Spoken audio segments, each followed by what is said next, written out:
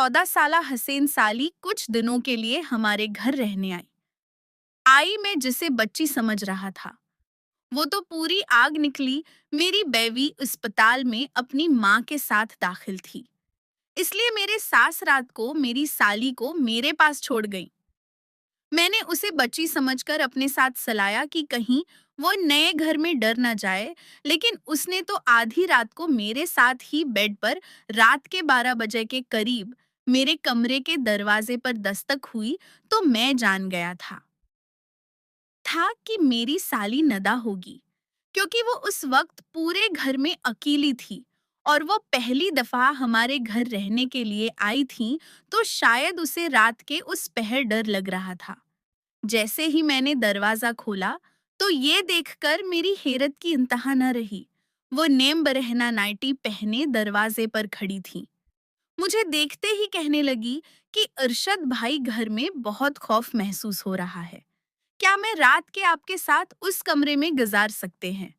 मेरी नजर में तो नदा 14 साल की बच्ची थी, लेकिन पहली बार उसे यूं देख रहा था। वो तो किसी गुलाब की कली की तरह तरोताजा थी। 14 साल की उम्र में ही उसका बदन भरपूर जवान हो गया था। कमरे में मध्यम रोशनी होने के बावजूद में नियम बरहना नाइटी में उसके जिस्म का हिस्सा वाज़ेह नजर आ रहा था।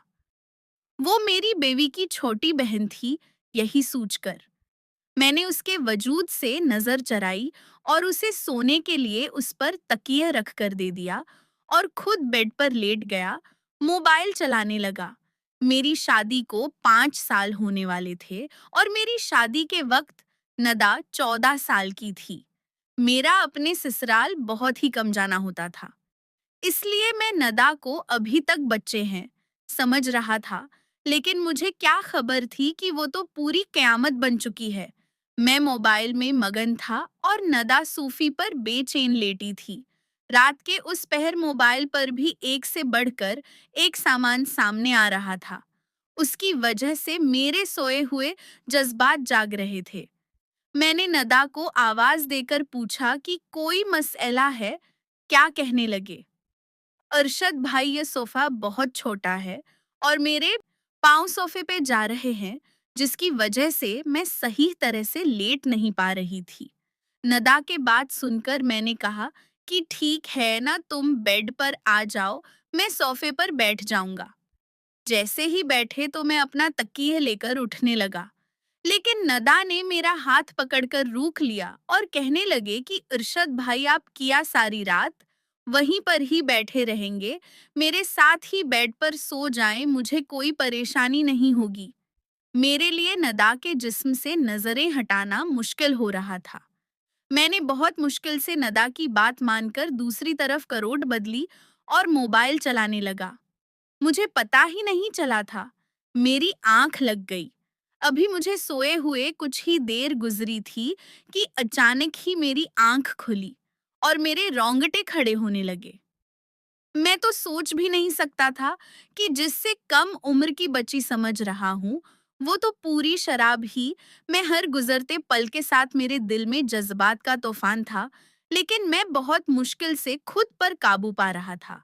लेकिन फिर नदा ने मेरे साथ कुछ ऐसा क्या कि मेरे कदमों तले जमीन निकल गई और न चाहते हुए मैं उसकी बात मानने पर मजबूर हो गया। मेरी और सबा की शादी को 5 साल गुजर चुके थे और उन 5 सालों में ऐसा कोई दिन नहीं था जब सुबह ने मेरी खिदमत में कोई किसर न छोड़ी हूँ। मेरी और सबा की पहली मुलाकात कॉलेज में हुई थी और हम दोनों एक दूसरे को पहले ही नजर में पसंद आ गए थे। उन दोनों के प्यार मोहब्बत का सिलसिला बढ़ते बढ़ते शादी तक पहुंच गया था। जब मैं अपने घर वालों को सब्र के मुतालिक बताया, तो मेरी माँ ने ये कहकर इनकार कर दिया कि खानदान से बाहर वो किस सूरत में शादी नहीं करेंगी। लेकिन मैं सबा की मोहब्बत में इतना आगे बढ़ चुका था कि वापसी का कोई रास्ता मुमकिन नहीं था। उसके बगैर तो एक पल भी गुजारा करना मुश्किल था। उन दोनों अपने मोहब्बत में सारी हदूद पार करते हुए तमाम रिश्ते कायम कर चुके थे। कॉलेज में जाने के बाद हम दोनों एक दूसरे का हाथ पकड़कर वापस बाहर निकल जाते हैं और कॉलेज के पीछे बने हुए छोटे छोटे होटलों में से एक दूसरे नात वक्त गुजारते मैंने अपनी माँ को मनाने की बहुत कोशिश की, लेकिन वो किसी भी सूरत में शादी के लिए राजी न हुई और मैं सबके साथ भागकर शादी कर ली थी। मेरे माँ बाप को इस बारे में इल्म हुआ तो उन्होंने मुझे घर से निकाल दिया, क्योंकि मैं कोई नौकरी नहीं करता था और न ही मेरी कोई कमाई थी। और जब सुबह के घर वालों को इस बारे में पता चला तो वो हमारी शादी के खिलाफ हो गए। और वजह यही थी कि मैं कुछ भी नहीं कमाता था। बहुत मुश्किल से मैंने सुबह के घर वालों को राजी कर लिया, लेकिन अब आपके घर वालों ने हमसे मिलना जलना खत्म कर दिया था। काफी अरसा तक मियां साहब आजिंदगी गुजार रहे थे, लेकिन जैसे ही मेरी नौकरी लगी और मेरे हालात कुछ बेहतर हुई तो सब अपने अपने घर वालों से मिलना जो न शुरू कर दिया। लेकिन अब वो लोग मुझे बिल्कुल भी पसंद नहीं करते थे, क्योंकि जब मुश्किल हालात में उन्होंने मुझे नहीं अपनाया था, इसलिए मैं सुबह के घर ना जाने के बराबर जाता था। मैं एक या दो दफा इसलिए मैंने सबा की छोटी बहन को कभी सही से देखा भी नहीं था और न ही मैं इस बात से वाकिफ था कि वो 14 बरस की खूबसूरत लड़की बन चुकी है। खुदा ने हमें औलाद की नामत से कई सालों तक महरूम रखा था और बहुत ज्यादा इलाज कराने के बाद अब सबा हमारे बच्चे कर घर मदीने जा रही थी। मेरे घर वाले तो थे नहीं, इसलिए मजबूरा मुझे सबा की माँ को भूल जाना पड़ा। और जब हम सब उसको अस्पताल ले गए तो डॉक्टर ने बताया कि सुबह को 1-2 दिन अस्पताल में दाखिल होना पड़ेगा। प्रेगनेंसी के साये में सुबह को बहुत सी बीमारियां हो चुकी थी, उसीलिए उसका केस काफी मुश्किल था। सबा के वालिद की शहर से बाहर गए हुए थे, इसलिए सुबह के वालदा ने उसकी छोटी बहन को मेरे पास गर्मी छोड़ दिया, क्योंकि वहां से खेला नहीं छोड़ सकते थे। बहुत अरसा बाद सबा की बहन खुदा को पहली दफा देख रहा था और मैं उसको देखकर हैरान रह गया था। मैं तो सुबह की खूबसूरती का ही दीवाना था, लेकिन उसकी छोटी बहन तो उससे कहीं ज्यादा खूबसूरत थी और उसे देखकर मैं सबको भूल गया था। सबा की गैर मौजूदगी में घर के सारे काम काज बहुत अच्छे से किया है और मुझे बिल्कुल महसूस नहीं हुआ कि सुबह घर में नहीं है। उसने सारे घर को सलीकट के साफ सुथरा करके सोने की तैयारी शुरू की, तो मैं भी अपने कमरे में चला गया। लेकिन थोड़ी देर बाद ही जब कमरे के दरवाजे पर दस्तक हुई तो मैं जान गया था कि नींद आई है, शायद उसे किसी चीज की जरूरत थी।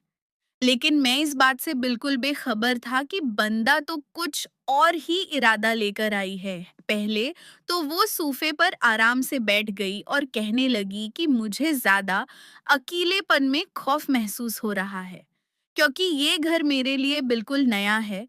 इसलिए मैंने सोचा क्यों ना मैं आपके कमरे में ही रात गुजार लो। मैंने उसे कहा कि अच्छा किया जो तुम चले जाएं, ये तुम्हारा अपना ही घर है, तुम यहाँ आराम से सो सकती हूँ। लेकिन मैं डाकुओं नियम बरहना नाइटी में देखकर मेरी नजरें बार बार उसके जिस्म का तवाफ कर रही थी। मुझसे बातें करते करते वह सोफे पर लेट गई और मैं बहुत मुश्किल से उससे नजरें चराकर अपने फोन में ध्यान लगाने लगा। थोड़ी देर में है वो बेचैनी से करोटें बदलने मेरा ध्यान बार बार भटक कर उसके वजूद पर जा रहा था। और जब मैंने उसे बेचैन देखा तो मैं पूछ रहा था कि क्या हवावा कहने लगी कि यह तोहफा बहुत ज्यादा गैर आरामदह है और मैं उस पर आराम से नहीं सकती।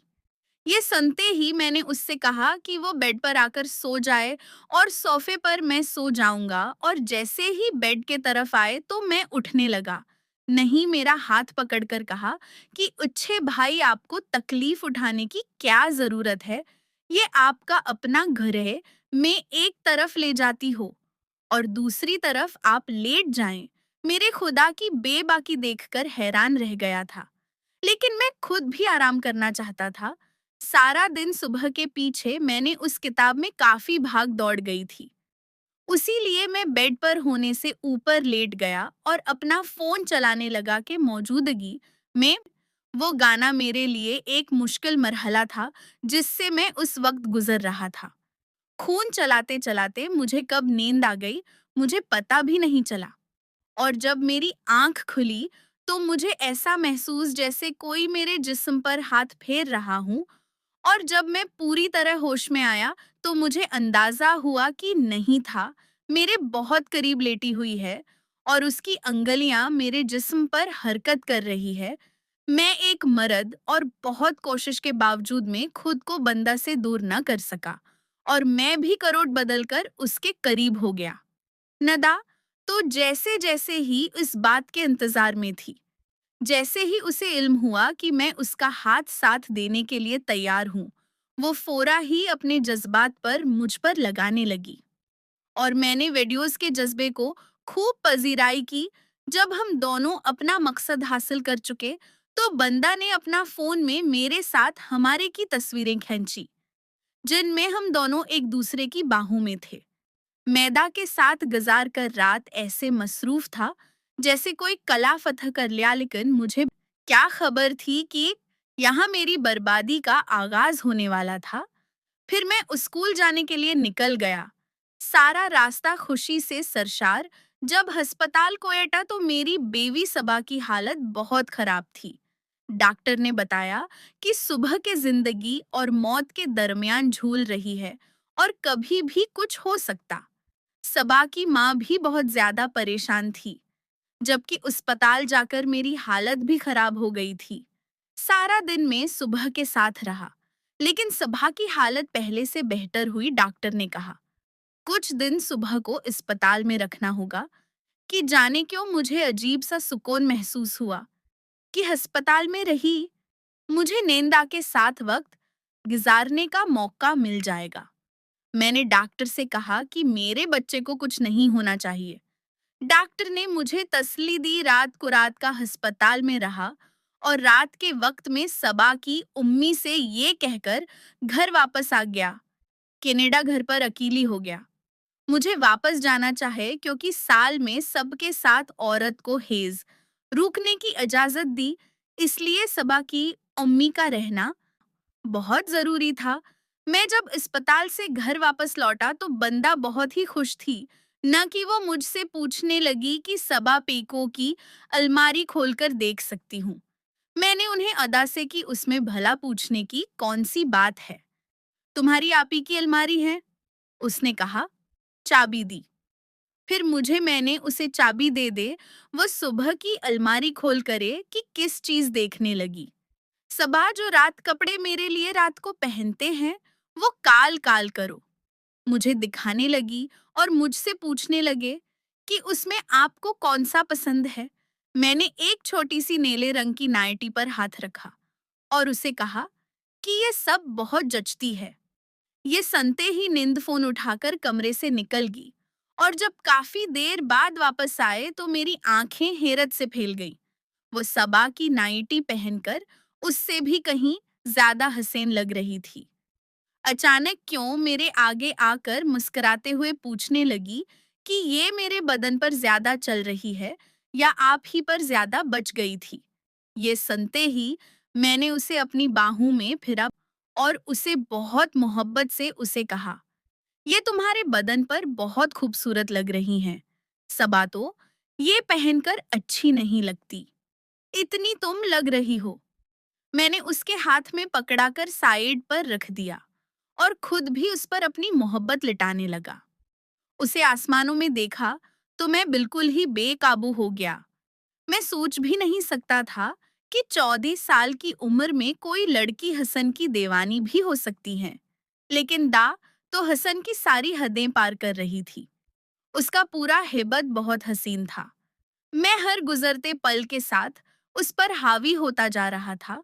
सारी रात उस पर अपने जज्बात लटाने के बाद जब मैं सब अस्पताल पहुंचकर खत्म